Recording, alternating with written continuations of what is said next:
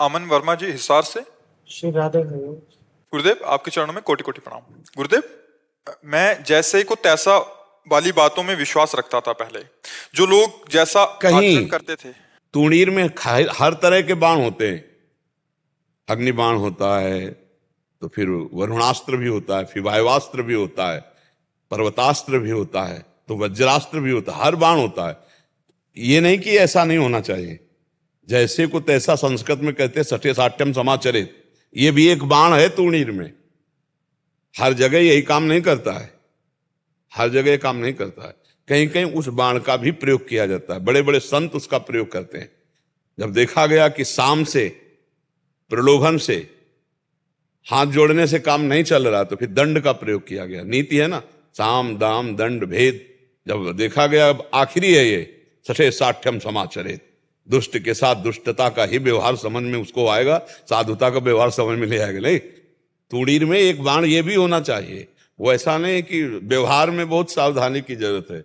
अब जैसे कोई किसी को छेड़ रहा है, भाई साहब आप ऐसा गंदा, तो आपके गाल में तमाचा मारेगा आके। जिसको पता है ना कि पहला थप्पड़ ऐसा पड़ा कि उसको तमार आ गया, फिर वो नहीं झाकेगा, फिर वो समझ जाएगा। तो ये भी होना चाहिए। ऐसा नहीं है कि जैसे को तैसा वाली बात एकदम गलत है, नहीं। सहनशील बनो, लेकिन जहां आवश्यकता है एक सीमा तक, फिर इसके बाद फिर जैसे भगवान शिशुपाल को बोले थे 100 तक बोले थे ला 100 गालियां दे दो, 100 तक चुप रहेंगे, इसके बाद आगे फिर सुदर्शन चक्र के द्वारा गर्दन उतार ली।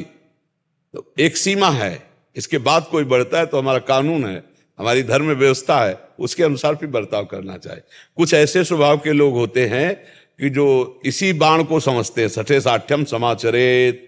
वो दूसरे बाण को, साम को, दाम को, भेद को नहीं समझ, वो केवल दंड नीति को समझते हैं। वो दंड के अधिकारी, तभी उनकी समझ में आता है। और आएगा ही नहीं, पैर छू ले आप, हाथ जोड़ ले आप, कुछ देने की बात कह लो, दाम दे करके, साम विनय नीति के द्वारा, भेद उसको किसी तरह समझाकर, वो केवल दंड से सुधरने वाले जीव होते हैं।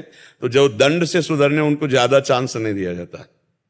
1 और 2 और तीसरे में फिर दंड का विधान कर दे। तो हमारी भारतीय कानून व्यवस्था स्वयं दंड ना दे करके भारतीय कानून व्यवस्था को समर्पित कर दे। अगर स्वयं दंड देगा तो स्वयं अपराधी बन जाएगा। तो दुष्ट के साथ व्यवहार फिर साधुता का नहीं चल पाएगा, क्योंकि गृहस्थी में और संसार में चलना है तो एकदम जान जाए ना आदमी, तो आपको परेशान कर देगा। और उसको ये पता हो कि इस व्यक्ति को छेड़ने का मतलब ततैया को छत्ते पे ईंट मारना, वो कभी नहीं छेड़ेगा। 3 दिन विनय करते हुए भगवान श्री राम को हो गए, समुद्र को आ जाना चाहिए था। स्वयं भगवान उपवास करके विनय कर रहे, जब नहीं माना, लक्ष्मण बाण सरासन आनु शोषो वारिद विशिक्र शानु, लाव अग्नि बाण कनक थार भरी मन। आ गए, विविध प्रकार के रत्नों से भरी थार लेकर विप्र रूप। जब महाराज 3 दिन से उपवास बैठे थे, तब तुम्हारी समझ में नहीं आया, अग्निबाण से तुम्हारी समझ में आ गया। कुछ ऐसा है कि कहीं कहीं विनय काम नहीं करती। विनय न मानद जलद जड़, गए 3 दिन बीत, बोले राम सकोप तब, बिनु भय होए लक्ष्मण बाण सरासन आनु, सोखों बारिद विशिक्र सानु। 60 सन विनय, कुटिल सन प्रीति, सहज कृपन सन सुंदर नीति, ममता रत सन ज्ञान कहानी, अति लोभी सन विरति बखानी। इनसे व्यर्थ जाएगा, इनको चाहे जितनी चर्चा करो समझ में नहीं आएगा। तो इसलिए हम आपकी उस बात का अनादर नहीं करते कि जैसे को तैसा, पर अगर स्वयं आप करेंगे तो आप हमारे कानून में अपराधी साबित हो जाएंगे। ऐसे लोगों के लिए हमारा कानून व्यवस्था है, उसको कानून को समर्पित करना चाहिए। जो दुष्टता का व्यवहार करे, क्षमा से इनकी दुष्टता बढ़ती है और दंड से इनकी दुष्टता पर रोक लगती है। अगर तुम्हारे साथ दुष्टता कर रहा, तुमने दंड का प्रयोग कर दिया, तो कई बच जाएंगे। उनको अगर कानून की सुरक्षा में दे दिया तो कई बच जाएंगे। अगर तुम क्षमा कर दिए तो दसियों से ऐसी दुष्टता करेगा। तो इसलिए कहीं ना कहीं ये सठे साठ्यम समाचरित सूत्र लिखा गया है, तो ऐसे गलत नहीं लिखा गया जी।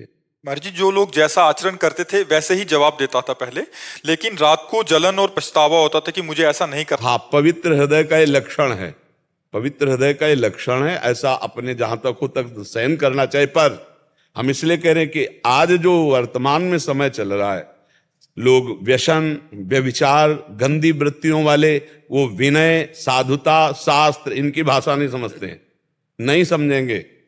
उनको भाषा वही समझ में आती है जो जैसा स्वरूप हो उसके अनुसार। हाँ, जहां जरूरत है इसकी तो इसकी भी जरूरत है, और जहां जरूरत है नजर टेढ़ी करने की वहां नजर टेढ़ी करने की जरूरत है, पर अपने को अपराधी साबित ना होने देना।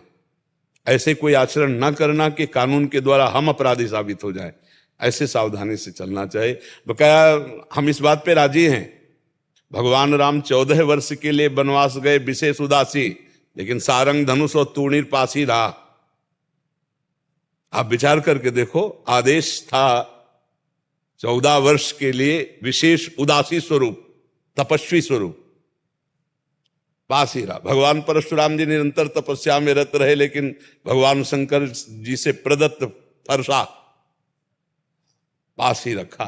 बड़े बड़े महान जो वीर योद्धा धर्म रक्षक हुए, तो धर्म की रक्षा के लिए कहीं ना कहीं दंड विधान की भी आवश्यकता है। अगर भगवान को देखो तो सुदर्शन चक्र है, गदा है कौमुद की, तो ये सब धारण किए नहीं धारण किए, तो इस समय तमोगुणी और रजोगुणी वृत्तियों की बाहुल्यता है।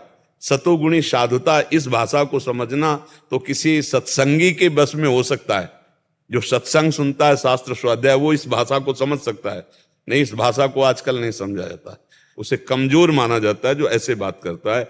जो ऐसे बात करता है उसका उपहास उड़ाया जाता है। आज का समय जो है ना, हाँ, तो ये अंदर से रखे, लेकिन नजर में दम होनी चाहिए। हमारा धर्म, हमारा राष्ट्र, ये हमारा जीवन है, हमारा प्राण है।